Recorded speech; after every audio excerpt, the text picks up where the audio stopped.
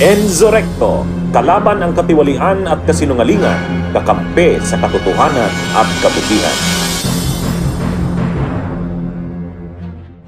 Maganda itong mga latest na decisions.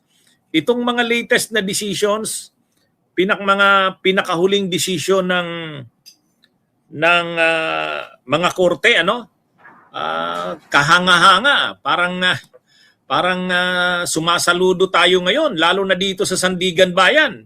Sunod-sunod yung mga magagandang decisions nila. Kahanga-hanga. Sana tuloy-tuloy na ito, Kasi ang tagal na nating naghahanap ng matinong sistema ng hustisya sa ating bansa. Yung sistema ng hustisya na malinaw na walang pinapanigan, na sino ka man, maging sino ka man, parang pelikula ni Sharon Cuneta ba yan? Fernando po at Sharon, maging sino ka man. Yan. Di ba ang gandang makita na kahit papano ang sistema ng hustisya natin ay naipapatupad na ng matino, Ang tagal na nating nakakita ng sistema ng hustisya na pumapabor sa iilan, lalo na't mayayaman at makapangyarihan. Pero nitong huli, ang sunod-sunod na mga decisions ng mga korte dito sa atin, lalo na ng Sandigan Bayan, ang Sandigan Bayan, itong mga sunod-sunod na decisions, magaganda. Halimbawa, unang-una, nung July 6, pumunta pa si Marcoleta, nakapurma pa, pumunta ng Sandigan Bayan, nakapurma. Ang ganda ng barong. Ang iniisip niya siguro, pagdaan niya doon, dadaan lang siya sa Sandigan Bayan, tapos magagrant naman yung kanyang motion na wag munang i-defer muna yung paglabas ng warrant of arrest at isuspend muna ang proceedings. So paniwalang-paniwala si Marcoleta na magaling ang kanilang motion at argumento. So dadaan lang siya doon, pagdaan niya doon, balik na siya sa Senado kasi a-attend siya sa session para sa pagbubukas ng impeachment trial kinahapunan. Ang problema, pagdating niya doon, denied yung kanyang motion. Denied yung kanyang motion.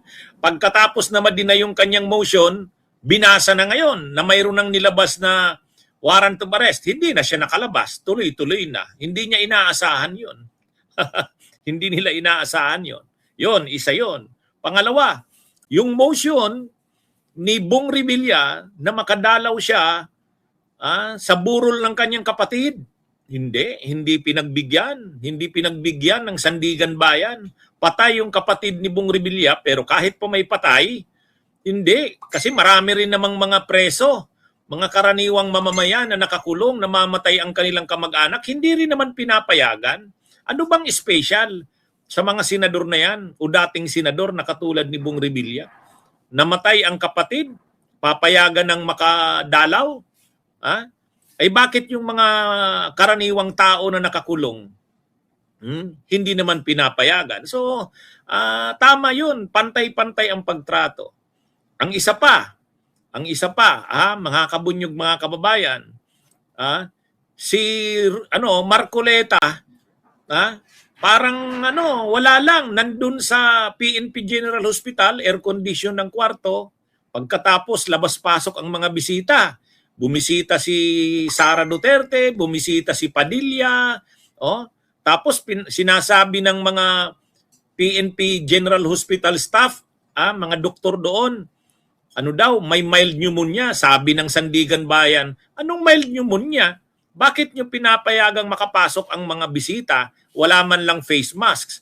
Si Marcoleta walang face mask. Si Robin Padilla walang face mask. Paano nyo sinabing may mild pneumonia yan? O kita nyo?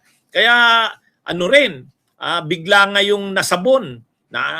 Nasabon yung CIDG, yung PNP, General Hospital, o kaya yan mga kabunyog, magaganda tong mga decisions na ito ng Kortes ng Sandigan Bayan. Kaya mukhang mahihirapan itong mga may kaso sa Sandigan Bayan. Lahat ng motions nila hindi pinagbibigyan ng Sandigan Bayan kapag ang motion ay malinaw na parang ano na sila, special na sila. Walang special. Mga kabunyog, mga kababayan. At ang latest, yung motion na naman ni Jinggoy Estrada na payagan siyang maka-attend sa mga hearings o trial ni Sara. Ay sabi ng Sandigan Bayan, 3 beses kang a-attend kada linggo. Ilang araw yon? 92 days yon. So 32 weeks o 30 weeks sa loob ng 7 buwan. Ay anong nangyari diyan? Parang hindi ka na niya nakakulong. Tamang nga naman.